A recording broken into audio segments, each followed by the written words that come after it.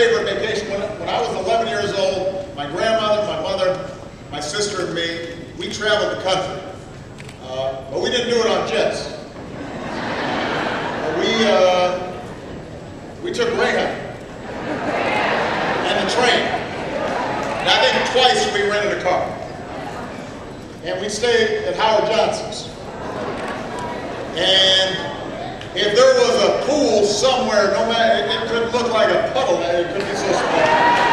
I was so excited. And you know, you'd go to the ice machine and the vending machine. And, yeah, I was 11 years old. That was a big deal, filling up that bucket of ice and getting that soda. And the point was that your vacation didn't have to be fancy. It just gave you a sense of how you could spend time with each other. That was part of that American dream. And then the notion that you could retire with dignity and respect after a lifetime of work.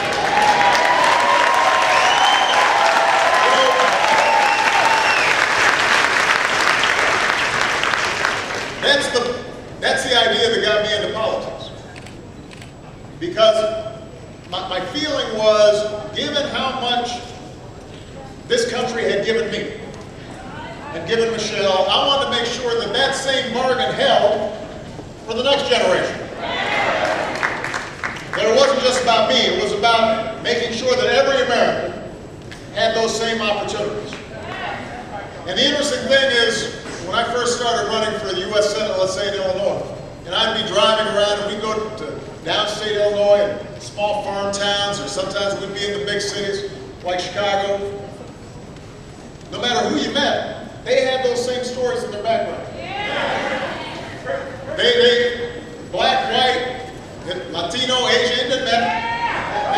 They remembered their parents or their grandparents or great-grandparents, some of them immigrants, some of them brought here, not by choice, but each successive generation believing that this union could be perfected and that if they really worked hard and were able to overcome whatever barriers in their way, that they could succeed. So I ran in 2008 because I felt that that bargain wasn't reaching enough people. And the reason so many of you supported me in 2008 was because you understood that that dream was slipping away for too many people. That we had gone through a decade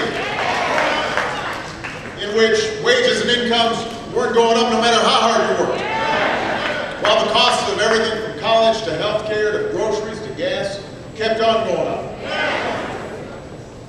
And people worrying that maybe their kids might not do as well as they did, when the idea was always that your kids do better than you do.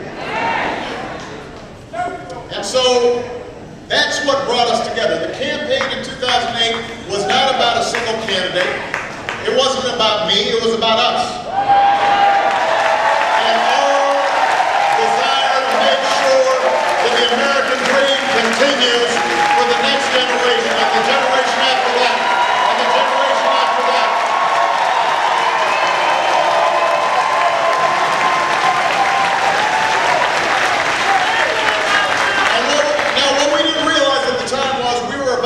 The worst financial crisis since the Great Depression. Millions of people thrown out of work, folks losing the value of their homes. And so, in some ways, that dream seemed even further away.